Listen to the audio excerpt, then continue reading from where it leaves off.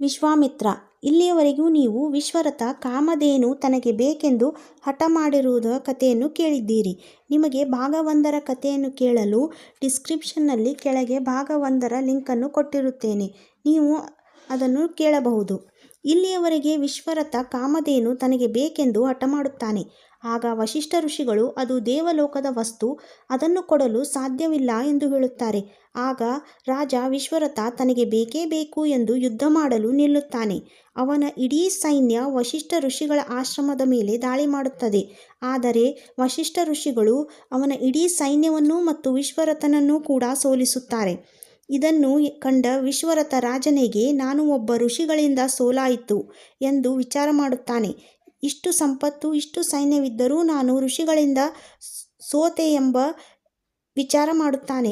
ಆಗ ಎಲ್ಲ ಸಂಪತ್ತು ನಶ್ವರ ಎಂದು ಅರಿತು ವಸಿಷ್ಠ ಋಷಿಗಳಿಗಿಂತಲೂ ಹೆಚ್ಚಿನ ಶಕ್ತಿಯನ್ನು ಸಂಪಾದಿಸಲು ಎಲ್ಲ ಸಂಪತ್ತನ್ನು, ರಾಜ್ಯವನ್ನು ತೊರೆದು ತಪಸ್ಸು ಮಾಡಲು ಹೋಗುತ್ತಾನೆ.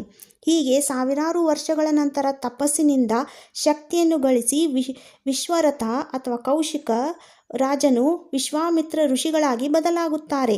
ನಂತರ ವಿಶ್ವಾಮಿತ್ರರು ಮತ್ತೆ ವಸಿಷ್ಠರನ್ನು ಸೋಲಿಸುವ ಇಚ್ಛೆಯಿಂದ ವಸಿಷ್ಠರ ಆಶ್ರಮಕ್ಕೆ ಬರುತ್ತಾರೆ. ಅಲ್ಲಿ ವಸಿಷ್ಠರ 1000 ಮಕ್ಕಳನ್ನು ಕೊಲ್ಲುತ್ತಾರೆ. ಆಗ ವಸಿಷ್ಠ ಋಷಿಗಳು ಅಸ್ತ್ರಗಳನ್ನು ವಿಶ್ವಾಮಿತ್ರರ ಮೇಲೆ ಪ್ರಯೋಗ ಮಾಡುತ್ತಾರೆ.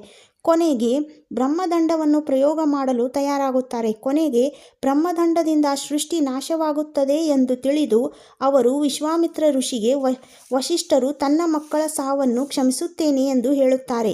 ಆದರೆ ವಿಶ್ವಾಮಿತ್ರರಿಗೆ ವಸಿಷ್ಠರನ್ನು ಸೋಲಿಸಲೇಬೇಕು ಎಂದು ನಿರ್ಣಯವನ್ನು ಮಾಡುತ್ತಾರೆ. ಮುಂದಿನ ವಿಡಿಯೋದಲ್ಲಿ ನಾನು ವಿಶ್ವಾಮಿತ್ರರು ತ್ರಿಶಂಕು ಸ್ವರ್ಗವನ್ನು ನಿರ್ಮಾಣ ಮಾಡಿದ್ದರ ಬಗ್ಗೆ ಹೇಳುತ್ತೇನೆ. ಮುಂದಿನ ಕಥೆಯನ್ನು ಕೇಳಲು ನೀವು ಚಾನಲನ್ನು ಸಬ್ಸ್ಕ್ರೈಬ್ ಮಾಡಿಕೊಳ್ಳಿ ಮತ್ತು ಕಥೆಯನ್ನು ಕೇಳಿ.